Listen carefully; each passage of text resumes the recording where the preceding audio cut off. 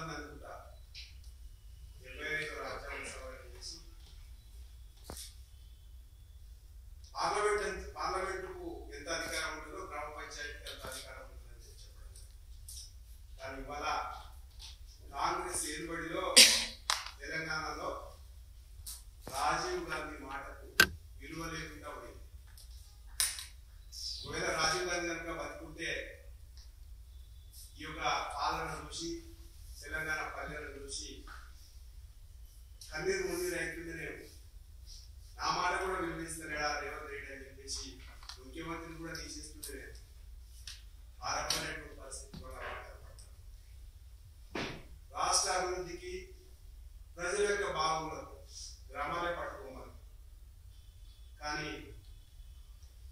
సర్పంచ్ ఎంపీటీసీలు జెడ్పీటీసీల పదవి కాలం పూర్తి అయిపోయింది. ఈ ప్రభుత్వం అధికారంలో రాగానే 3 నెలల్లోనే స్థానిక సంస్థల ఎన్నికలు జరుపుతాం.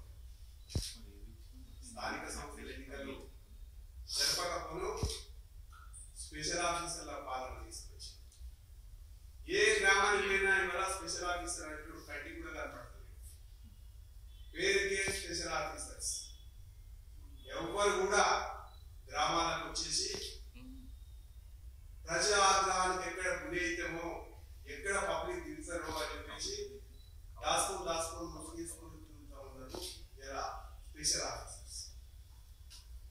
గ్రామాలలో సెక్రటరీ పాపం వాళ్ళ జీతాలే తక్కువ.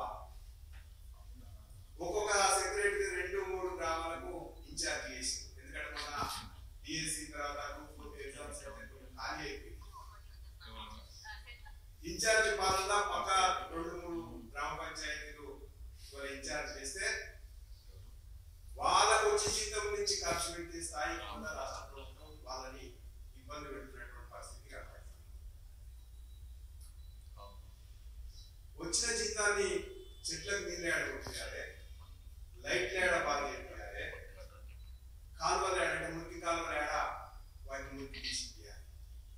ఎక్కడ చూసినా సరే ఇవాళ చెట్లు ఎండిపోయే పరిస్థితి, మురికి కాలంలో మురుగు వాసన, దోమలు, ప్రజలంతా అనారోగ్యానికి గురవుతా ఉన్నారు.